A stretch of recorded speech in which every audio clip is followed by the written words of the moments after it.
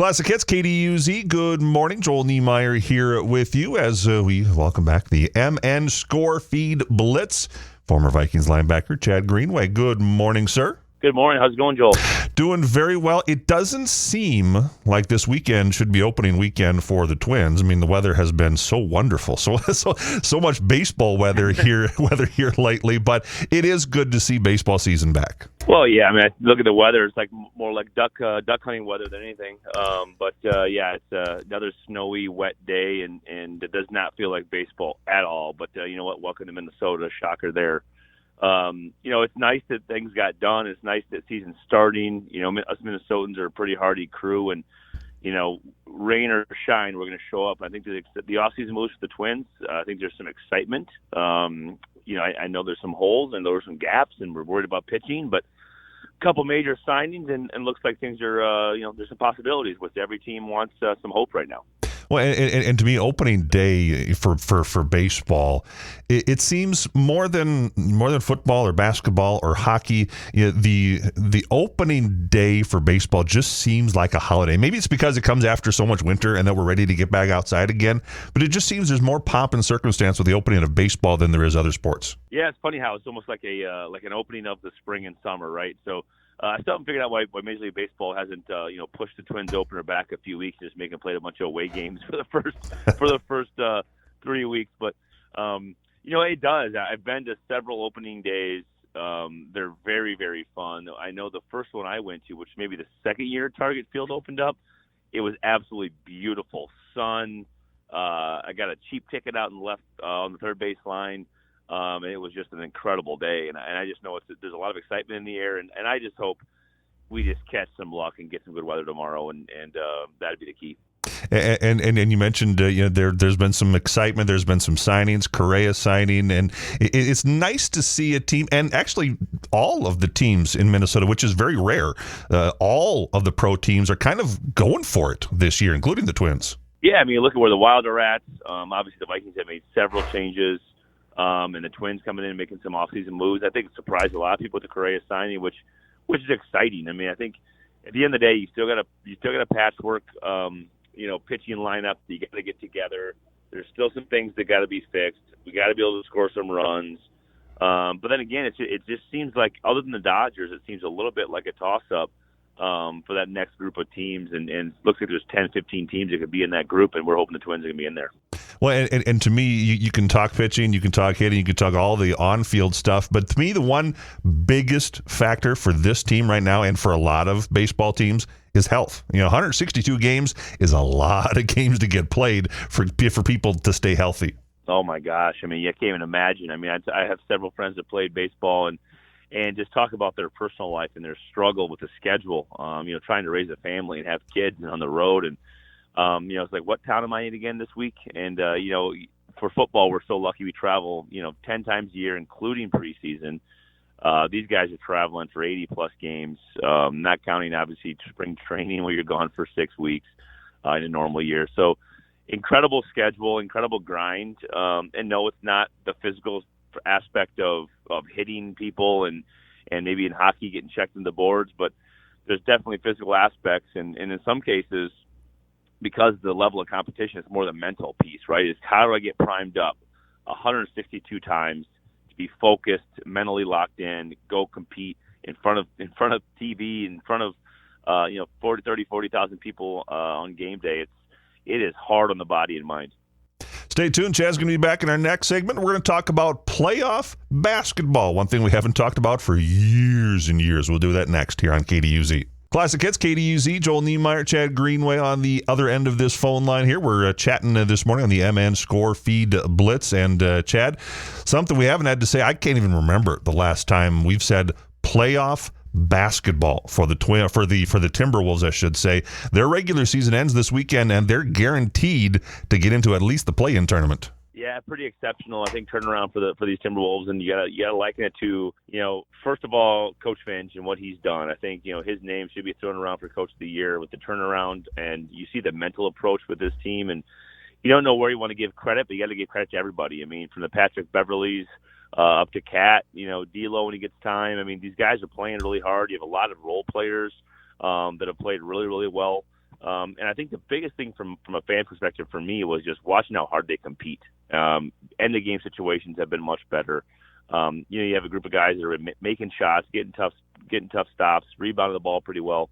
So it's fun to talk playoff basketball. It's been so long that we've had I think we were an 8th seed here a little while back, but man, it's been so few and far between.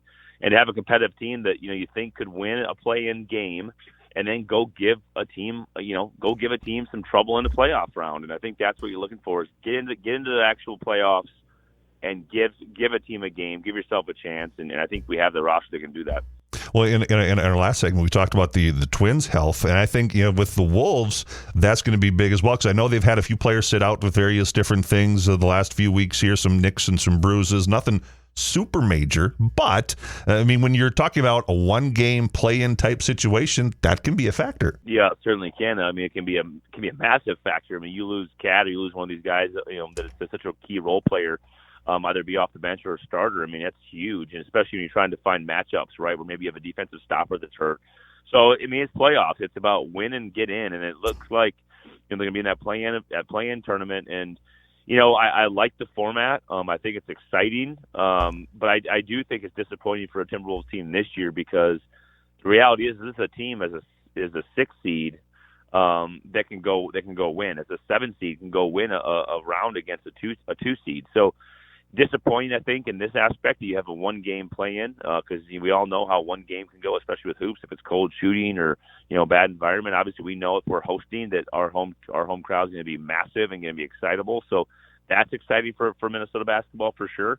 Coming off the Final Four, having the Timberwolves be in it, man, win this play-in game, get to a playoff series, let's have some fun. And I think if the Wolves are going to win, and this is true for most every sport that's out there, if you're going to win in the playoffs, your stars need to shine. Yeah, it's great to have depth, but those players that are getting paid to be the best, they need to be the best in the playoffs. Yeah, and they absolutely do. Your star players have to be stars. There's just no doubt about it. There's no other way around getting through this game. But then the reality is you have to have somebody step up, some unsung hero, some person that we're not thinking about that's going to step up and go get you 12, 15, hit some big shots, get some boards, get some stops, right? And then the biggest thing in these playoffs is end-of-game situations. Just how do you handle the last 2 minutes of a game? Foul, shooting, making foul shots, just handling situations like that. And Coach Finch has really proven, in my opinion, to just make a massive improvement around here with that, because they were so abysmal at just end-of-game scenarios and situations and hitting shots and having sets drawn up appropriately after a timeout. Or after you advance the ball to half court, getting a good look. So I'm excited to see how it transpires. And obviously everybody's hope is, let's get to that Final Four in the Western Conference. That'd be pretty fun.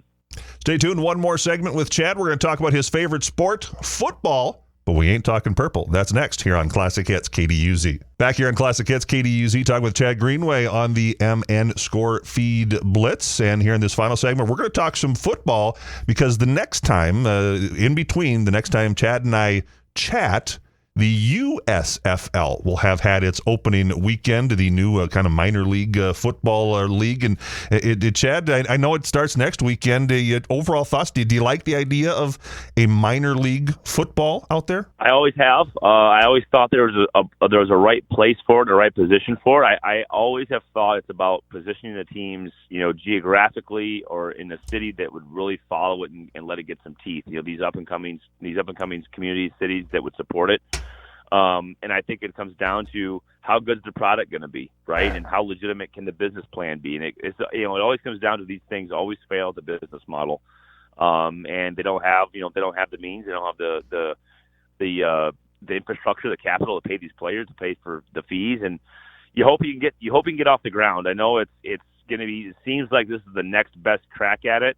And the NFL has always stayed away from, coining a quote-unquote minor league type system or type league. And inevitably, I think that may be the way a league like this succeeds, is by the NFL jumping on board with it. So I don't know that this one is the one, but I sure hope so. I'll tune in if it's on and I have some time for sure.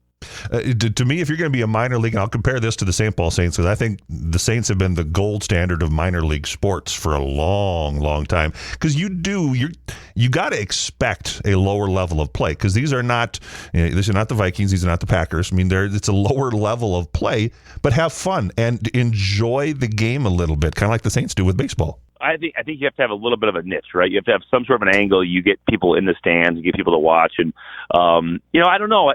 It's people love football. America loves football. There's absolutely no doubt about that. The NFL is the number one, hands down. In our world here, from the news cycle to the viewership, et cetera. But is there a thirst for it right now as everybody's sort of moved on? And I tend to believe that there is, but you got to your point, you got to find that right niche market and not try to act like you are the NFL, but go try to be a true minor league type system. And again, the dollars get really big in the NFL because of what? Because of TV, because of TV revenue and people watching. That's what really drives it, and that's going to be the hang up here as well. If you're a team like the Vikings, are you closely watching some of this? Because again, being at a minor league, can you try and find some players on some of these teams? Oh, I think so. Yeah, I mean, I think there's several stories. Andrew Sendejo was a teammate of mine that was, I think, in the USFL.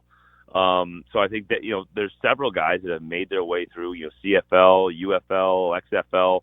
And had nice careers. I think there's no different here. You're going to have scouts watching games. You're going to have scouts in the stands watching teams at practices, because there's going to be a lot of these names that people recognize, that people know, and you're going to be seeing them against other live competition. And there's nothing like live competition, live bullets, and that's what you're going to have here. And I think there will be some players you'll see that will make an impact at the next level beyond USFL.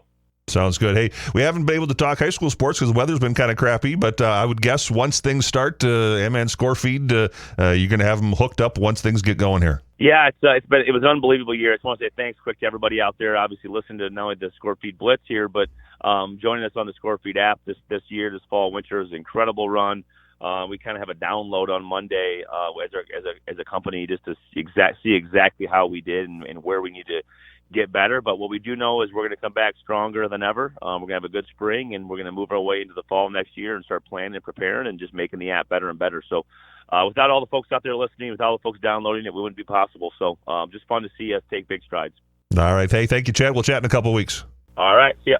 Thank you, Chad Greenway, and Scorefeed Blitz here on KDUZ.